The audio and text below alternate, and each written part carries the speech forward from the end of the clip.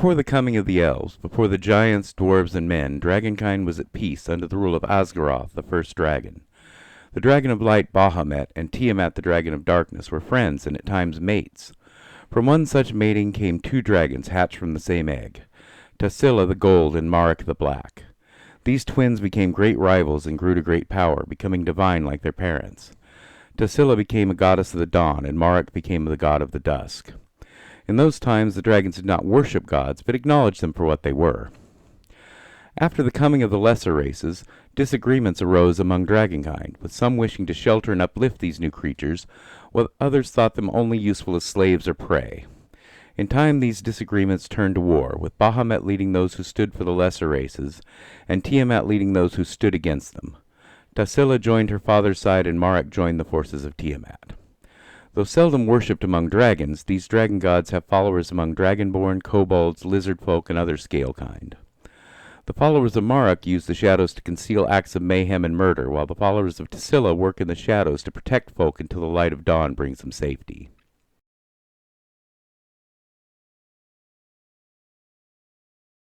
Hi everyone, and welcome to a cunning episode of The Dungeon Crashers. I'm Guy. And I'm Zapil. Today we are continuing with our party of metallic dragonborn with the brass dragonborn. In our earlier video about the bronze samurai, he was chosen to accompany a monk who had been given a great vision of evil and was seeking out the source of this trouble. This is a story of that monk.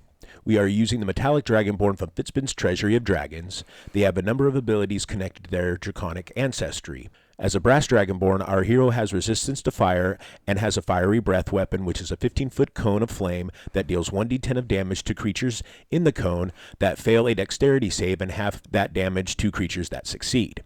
The DC is 8 plus proficiency bonus plus constitution modifier. The damage increases by 1d10 at 5th, 11th, and 17th level, in the same way a cantrip does, and he can use his breath weapon a number of times equal to his proficiency modifier per long rest. At 5th level, they gain an additional breath weapon, and we will talk more about it when we get there. Dragonborn are humanoid, medium size, and have a movement speed of 30 feet. They can speak common and one other language of their choice that the DM and the player agree to. In our campaign, and for this build, that language is Draconic.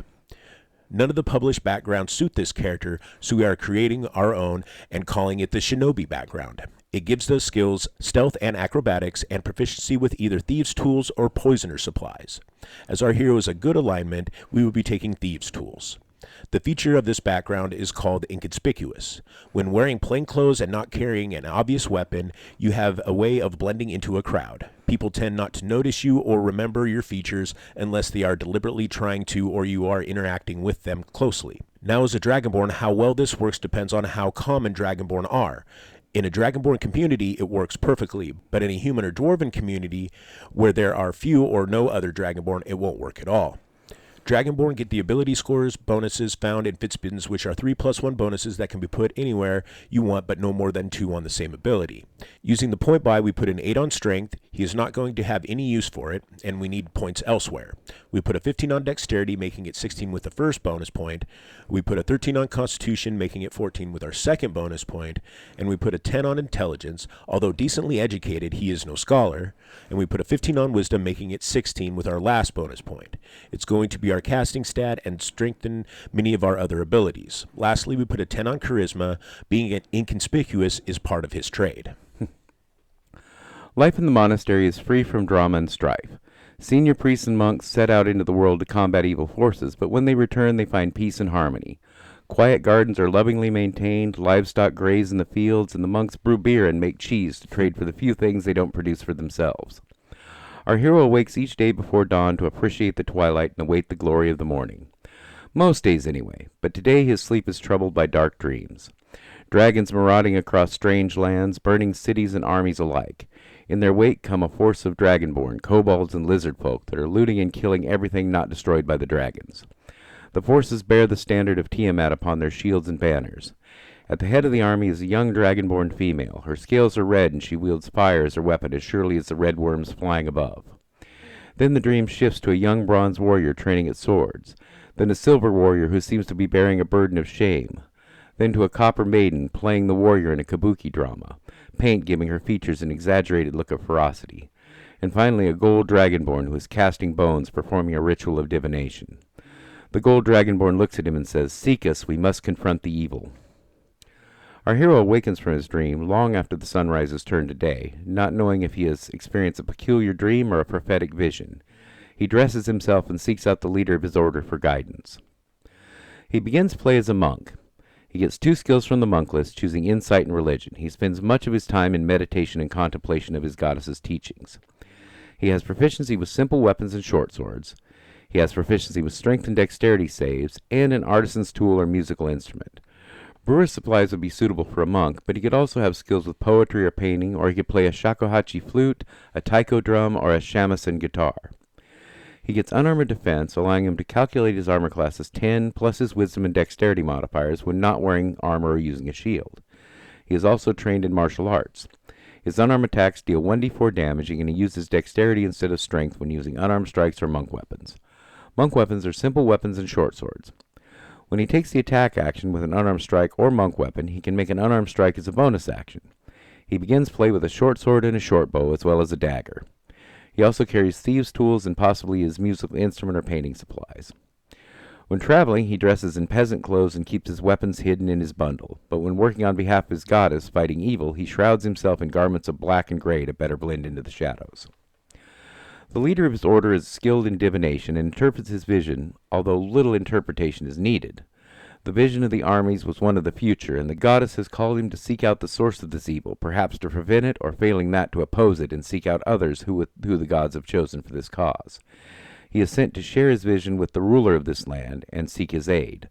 The Lord suggests that he may know the bronze warrior described in the vision, and promises to bring this warrior to aid in the quest. Before setting out on his quest, the head of his order leads him in a ritual of devotion to the goddess. Though he is young for it and had not expected this for years, he is told that as the goddess has chosen him, he must be spiritually armed for that. Mm-hmm. At second level, he takes first level of cleric and chooses the Twilight domain. As a Twilight cleric, he gains proficiency with all armor and shields, but is unlikely to use them. He also gains proficiency with martial weapons. This will allow him to trade his short bow for a longbow, getting better range and damage. Clerics have spell casting. He learns 3 cantrips, choosing Toll the Dead, Sacred Flame, and Guidance.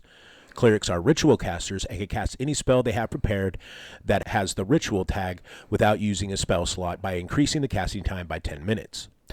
He may also use a divine focus for his spells instead of material components that lack a gold piece cost. Clerics prepare spells from the cleric list and can prepare a number of spells equal to their cleric level plus their wisdom modifier, so forth for now. Guiding Bolt and Healing Word are necessary spells for any cleric. He should also prepare Bless to strengthen himself and his allies, and Shield of Faith to fortify his defense. Both of these spells are concentration, so he will only be able to use one of them at a time. As a Twilight cleric, he gets domain spells, which are spells that are always prepared and don't count against the number of spells he can prepare. The spells he gets at this level are Sleep and Fairy Fire. Fairy Fire is a situational spell that isn't often prepared, but having it prepared for free means he will have it if a good use for it comes along. Sleep is excellent at low levels, often dominating encounters, but loses its usefulness at higher levels. Twilight clerics gain Eyes of Night, which gives them an amazing 300 foot of dark vision. He can also grant dark vision to creatures within 10 feet. He can bestow it upon a number of creatures equal to 1 plus his wisdom modifier. He can do this once per long rest, and it lasts for an hour. He can also expend a spell slot of any level to use it at additional times. He can also use an action to give anyone he touches, including himself, advantage on their next initiative check. This benefit ends after the check, or if he uses this ability again. This means he can use this as often as he likes, but cannot bestow it more than once at a time. At third level, he becomes second level of monk. He gains unarmored movement, increasing his movement speed by 10 feet when not wearing armor or using a shield. He also gets Kai, which are points he can use to power certain abilities. He has a number of Kai points equal to his monk level and can regain all of them after finishing a short or long rest. Some Kai abilities allow a saving throw, and the DC is equal to 8 plus his proficiency and wisdom modifiers. The abilities he has at this level are Step of the Wind, allowing him to spend a key point to dash disengage as a bonus action and double his jump distance until the end of his turn. Next, he gets his Patient Defense, which lets him spend a key point to dodge as a bonus action. And last, he gets Flurry of Blows that lets him spend a key point to make 2 unarmed attacks as a bonus action after taking an attack action. There is also an optional ability that we use in our campaign called Dedicated Weapon. After finishing a long rest, he can choose a simple or martial weapon that he is proficient with and have it count as a monk weapon for him. This weapon cannot have the heavy or special properties. He will use this to exchange his short sword for a long sword. In addition to having a higher damage dice, the long sword is versatile, so he can use it 2 hands to deal 1d10 damage. At 4th level, he becomes a 3rd level monk. He gets the ability to deflect missiles. When attacked by a ranged weapon, he can use his reaction to reduce the damage by 1d10 plus his monk level and dexterity modifier. If he reduces the damage to 0, he can catch the missile if he has a free hand and spend one of his key points to throw it back as if it were a monk weapon with a short range of 20 feet and a long range of 60 feet. He also takes his monastic tradition and he chooses the Way of the Shadow. He gains Shadow Arts, which lets him spend 2 key points to cast Dark Vision, Darkness, Pass Without a Trace, or Silence without using material components. Darkness can be handy, although the caster doesn't get the ability to see through it. Silence is a great spell to weaken enemy spellcasters and can also be useful for stealth. Pass Without a Trace is incredibly useful when your party needs to be stealthy. This makes it possible for even the clumsy, heavy armored allies to sneak past an enemy. Dark Vision is redundant with his Twilight cleric abilities, but could be useful if he is low on spell slots. He also gets the Minor Illusion cantrip. This is a very versatile cantrip that can accomplish a lot when used creatively. At 5th level, he becomes 4th level of monk. He gets Slow Fall, letting him use his reaction to reduce his falling damage by 5 times his monk level. He also gets an ability score improvement or a feat, and he's going to use it to increase his dexterity to 18. Wisdom is equally important, but he is primarily an attacker, so will get a little more benefit from dexterity. He also gets the Metallic Breath weapon that I mentioned earlier. It is a 15-foot cone that he can use once per long rest in the same way he uses his Fire Breath. It can either cause the creature to make a strength save or be pushed 20 feet away and knocked prone, or cause the creature to make a Constitution save or be incapacitated until the start of his next turn. Both effects are great, but a lot of creatures have a good strength and Constitution saves. At 6th level, he becomes 5th level of monk, getting extra attack, allowing him to attack twice instead of once when taking the attack action. And his unarmed strike damage increases to a d6. He also gains Stunning Strike. When he hits a creature with a melee weapon attack, he can spend 1 key point to cause the creature to make a Constitution save or be stunned until the end of his next turn. This is a strong ability. Even though a lot of creatures have good Constitution saves, it succeeds pretty often, and all it costs is a key point. I've seriously messed up guys' plans with a well-timed Stunning Strike in our games. During their travels, our hero and his companion fight the rising force of Tiamat, and along the way they seek out and join forces with other Dragonborns that were revealed to him in his vision. The silver one is a Ronin, who caused the death of his father and is seeking redemption. The copper one is a kabuki artist who plays the part of the warrior, but is in fact truly skilled with weapons and magic. And the gold one is a Wu-Jin mystic, who also foresaw the rise of Tiamat's forces, and like our hero was seeking others that had been called to oppose them. At 7th level, he becomes a 6th level monk, gaining key-empowered strikes.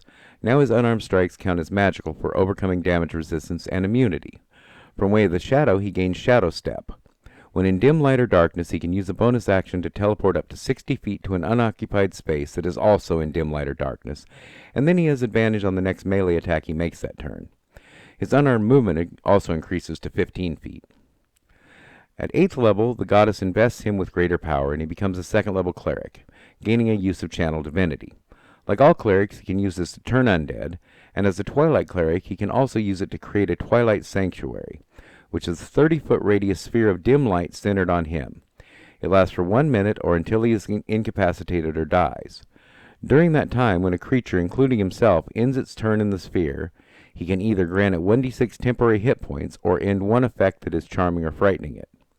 Also, since the sphere is dim light, he can use his Shadow Step ability while in it, although he still needs an area of dim light or darkness as a destination. And since the sphere moves with him, he will have it at the destination. This would allow him to teleport short distances up to 15 feet, which would still be inside the sphere, and gain advantage on his next attack, as well as possibly improving his position on the battlefield, confounding his enemies, and looking really cool. And afterwards, he would once again be at the center of the sphere and able to do it again the next turn. Yep. At ninth level, he becomes a third level cleric and can prepare 2 second level spells. His domain spells are Moonbeam and See Invisible. Moonbeam is pretty mediocre. Ongoing damage is nice, but it requires concentration, allows a save, and only deals 2d damage, and requires an action to move it. It's nice to have against shape changers because they have disadvantage on the save, and if they fail, they revert to their natural form. See Invisibility, however, is an excellent spell to have prepare for free, because it isn't always useful, but when you do need it, you're very glad to have it. Yeah. Some good second level spells to prepare are Lesser Restoration and Prayer of Healing. Hold Person is another good choice, but does require concentration. Spiritual Weapon is normally a staple spell for clerics, but our hero has a lot of uses for his bonus action and might not get much value out of it. At 10th level, he becomes a 4th level cleric, getting another ability score improvement or feat, and he increases his wisdom to 18. He also learns another cantrip, and he chooses Word of Radiance, which is useful if surrounded by enemies. At 11th level, he becomes a 5th level cleric. His Turn Undead ability can now destroy undead of up to 1/2 challenge rating, and he can prepare 3rd level spells. His domain spells are Aura of Vitality and Liam's Tiny Hut. The Aura is a useful healing spell, but requires concentration and uses bonus action, which is a mixed blessing. Healing 2d6 every round as a bonus action is great, but as I mentioned earlier, he has a lot of uses for his bonus action. Liam's Tiny Hut is a great ritual that guarantees a safe place to take a long rest. However, at this level, there is a good chance that an arcane caster in the party already has it. Some good 3rd level spells to prepare are Mass Healing Word and Revivify. He should also prepare either Spirit Shroud or Spirit Guardians. With his Flurry of Blows, Spirit Shroud could give him a nice boost to damage, but Spirit Guardians deals damage to all enemies in a 50-foot radius every round. Spirit Guardians is generally a better choice, but both are good. He can prepare both spells, but since they're concentration and serve a similar purpose, it's better just to choose the one you like best. At 12th level, he becomes a 6th level cleric. He gets a second use of Channel Divinity each short or long rest, and as a Twilight cleric, he gains Step of Night. Proficiency times per day. When he is in dim light or darkness, he can use a bonus action to gain a fly speed equal to his walking speed for 1 minute. Since his Twilight Sanctuary is dim light and moves with him, he can now fly and teleport while in it, even on a bright sunny day. The war against the forces of evil has been brutal. The forces of good score many victories, but Tiamat's legions seem limitless, and her commanders, particularly the Woman in Flames, have yet to meet the heroes in open battle, preferring to send waves of underlings in their place. Bahamut and the other dragons of goodness have sent aid. Humans and even some elves and dwarves have joined the ranks, but the number of Tiamat's followers grow as well. At 13th level, he becomes a 7th level monk, gaining evasion. When he succeeds on a dexterity save for half damage, he takes no damage instead, and only takes half damage even if he fails. He also gains Stillness of Mind, allowing him to use an action to end one effect causing him to be charmed or frightened. At 14th level, he becomes 8th level of monk, gaining an ability score improvement or a feat, and he improves his constitution to 16 to become even more durable. This will also improve his concentration and breath weapons. At 15th level, he becomes 7th level of cleric. Now he can prepare 4th level spells. His domain spells are Aura of Life and Greater Invisibility. Aura of Life is a very situational spell. Resistance to necrotic damage and a small amount of healing aren't usually worth a spell slot, and the other ability of preventing creatures' hit point maximum being reduced only applies to a small number of enemies. However, against those enemies, this spell is incredibly powerful, to having it always available is nice. Greater Invisibility is, of course, excellent, and normally not available to clerics or other wisdom-based casters, so it is not something a monk can get even through multiclassing, so this is a big win. Important 4th level spells to prepare are Divination and Banishment. While these spells are useful long before 15th level, they are still just as useful at higher levels, and are spells a cleric should keep prepared. Divination is also a ritual, meaning he can and should use it regularly. At 16th level, he becomes an 8th level of cleric. His Turn Undead ability now can destroy undead up to challenge rating of 1, and he gains an ability score improvement or a feat, and he's going to cap his dexterity at 20. Wisdom is also an important, but he uses a lot of spells that don't require saves or attack rolls, and does most of his fighting with weapons and unarmed attacks.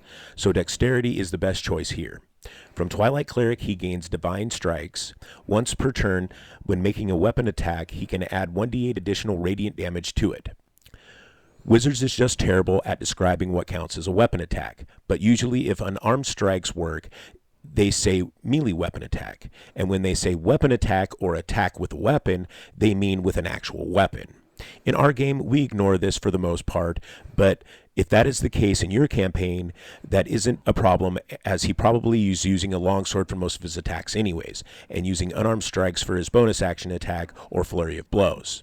This also doesn't specify melee, so it will work with his longbow as well.